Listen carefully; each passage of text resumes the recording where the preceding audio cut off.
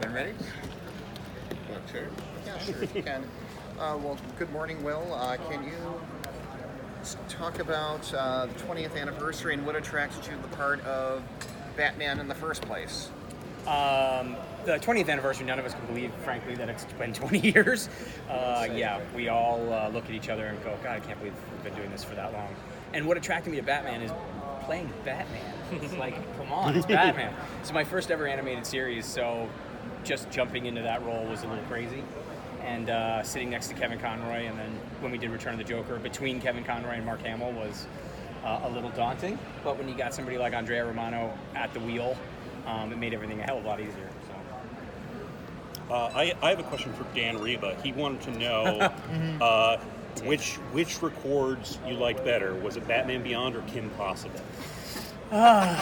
Such a difficult thing. So Batman Beyond, it was usually Andrea had the entire cast in the room, which was a ton of fun. For the first season of Kim Possible, it was usually just myself and Johnny DiMaggio, which was great. But the more people that are in the room, kind of the more fun you have. So, yeah. Also being the first show, playing Batman, I'd have to give the edge to Batman. But it's tough. I mean, the characters are so different. It was a lot of fun to play Raw Unstoppable because he was just so crazy. But yeah, being I met my wife by telling her I was Batman and not being lying. So that's kind of awesome. So yeah, love that. Now, Will, if I can ask, are you going to be doing any reprisal of your role as Batman? Any Batman projects coming up, sir? Not that we know of yet, but as we've said for a while now, and Bruce Timm reiterated this at San Diego Comic-Con, that if the box set sells well, there's a chance that we will maybe do some more episodes, or at least another movie, which would be great, because we feel like we're not done yet, and it's still an untapped portion of the Batman universe. So I think we'd all love to jump back into it. So typically I know with Kevin, he said that he played his Batman different from Bruce Wayne, that kind of performance aspect. Sure. With Terry, I don't know if do you feel he was a different person than when he was Batman, or did you play them differently? I played them differently voice-wise, only because at the beginning we talked about the idea that nobody would have been scared of a 17-year-old kid's voice coming out from behind the cowl. So we wanted to gravel him up a little bit when he put on the batsuit. We didn't want to take it too deep, but they were always pulling me back, too gravelly. But we did want to make sure that there was some delineation between his younger voice and his Batman voice. But as far as character, no, because again, he is still 17, so he's trying to find himself, and most 17-year-olds probably wouldn't have the kind of self-knowledge to say, well, I really need to be this character one time in this character. And Bruce had that the whole time. Terry was a lot more fly by the seat of his pants. So I think other than the different voices, I think he was pretty much always a senior in high school. So it's not like a Spider-Man, or Peter Parker, he's kind of the shy nerd, but Spider-Man, he's like... Right. Yeah, no, it was Terry was always very sure of himself in almost a cocky way. So then giving him a whole bunch of gadgets, I'm sure, didn't make him any less cocky. And he liked to play that. I mean, that was the thing that was cool about him, was that he was still 17.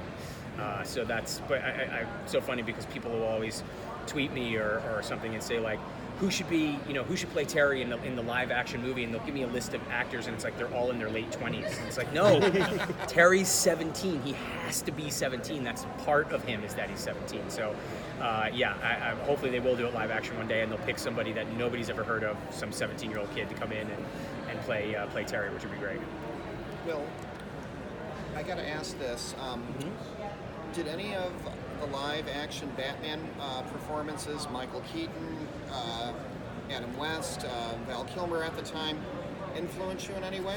No, the only Batman performance that's always influenced me is Kevin Conroy, because Kevin's best and always will be. Yes, sir. So that, that sitting next to him, and again, it was, he and I have talked about this before, the relationship between Terry and Bruce was actually very similar to the relationship between Kevin and I, because he was an old veteran of voice acting. I'd never done it before, so he really took me under his wing, and I mean, from how to sit down and open up your diaphragm, and wow. I mean, it was he really mentored me quite a bit. So that he'll always be Batman, and he'll always be my mentor in that side of the industry. So I took mostly from him.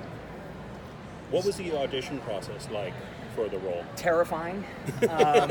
Again, having never done this before, I didn't know what to expect. And you're coming in, and it's Andrea Romano and Bruce Timm and Alan Burnett and Glenn Murakami, and they're all James Tucker. They're all staring at you through the glass, and you're just kind of. I was reading and hoping to just get the hell out of there. Like I was nervous.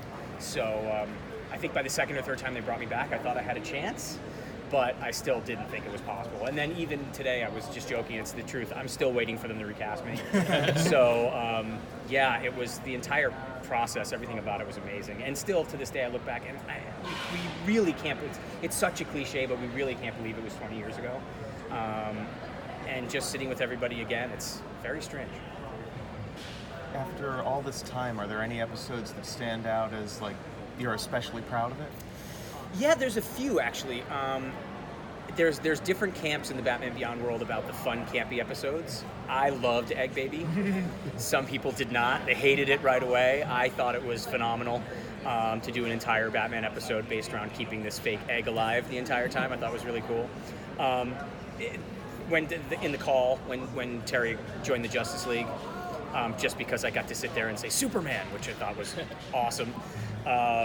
And then there were some episodes where I think it was called Out of the Past, where Terry and Bruce is aged down in the Lazarus Pit. So Terry and Bruce get to fight side by side, and it was older Bruce Wayne, meaning younger Bruce Wayne.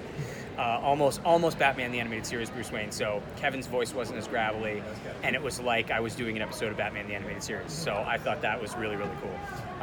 And then, different show, but when we got the script for Epilogue on Justice League Unlimited, that was crazy. And this was pre anything being emailed to you or anything. It was literally a paper script brought to your door, and finding out that Terry is Bruce's kid was pretty great. Spoiler alert, by the way. I've actually seen that. How dare you? Yeah, I know. But that one was amazing. Have you been? Go ahead. You've done other characters, like iconic characters such as like Star-Lord and Bumblebee. Do you kind of have a favorite character, one you would like to bring back? They're all, it's, again, very cliche answer. They're all great for different reasons, but, it's tough to beat Batman, especially when you're the only Terry. Like, I can look myself in the mirror and say, you're the best Terry McGinnis there's ever been, which is great. But certain things from my childhood were really important to me. It was a short-run show, but one of my favorite shows ever was Thundercats that I did. You wrote an episode.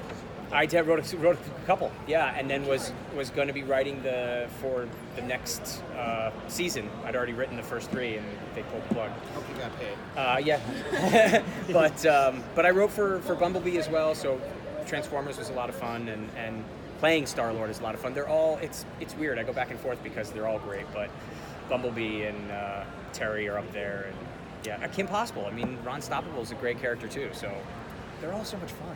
Are you the first animated Star-Lord? No, I think they had Star-Lord in the Avengers.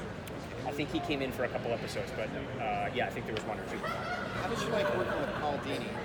He's the worst. No, Paul's great. I went to college with his wife. Oh, did you? No, Paul's amazing. I mean, all the men and women that were working on the show, it was the cream of the crop. So it was knowing really nothing about animation when I went in. You realized very quickly that it was like, I always equated to, you've never done a film before, well, now you're starring in a Steven Spielberg movie. It's like you are the lead you've got the best of the best around you. So, I mean, what a way to jump into that side of the business. Since the end of the show, have you been following the comic books Batman Beyond that DC has put out? I Because they are followed, extending yeah. continually of the I universe. followed till they killed Terry. Then I threw it down and stopped, but they brought him back, so we're good. Yeah, no, a lot of my friends, like Adam Beechin and Kyle Higgins and people that I know very well actually wrote the series. So, I keep up with them, and they make sure that I'm informed of everything that's going on, which is good. So. They revamped Terry a little bit midway through the show. They gave him like a little more of a backstory with his time in juvie. What was your reaction when And that that's the happened. last question I'm standing. Well, they wrote that in because of my real time in juvie in my real life. Interesting. No, I'm kidding. I just wanted to see if everyone was still You listening. said that with such deadpan. I'm like, I didn't know this. No, they, you know, again, they wanted somebody who wasn't squeaky clean, and they also wanted somebody who, unlike Bruce, had a bit of a darker past, and which is saying something when you're talking about Bruce Wayne's past. He had a dark past for his own reason, but he was never a lawbreaker. And Terry was, and I think he always kind of carried that chip on his shoulder about, you know, you weren't always the best guy, and maybe you need to make amends for that. So I think he brought that with him when he was, you know, flying through the streets of Gotham. Great. Cool. Thank you very Thanks, much. everybody. Good to meet you, sir. You as well. Bill, Thank come you. over here.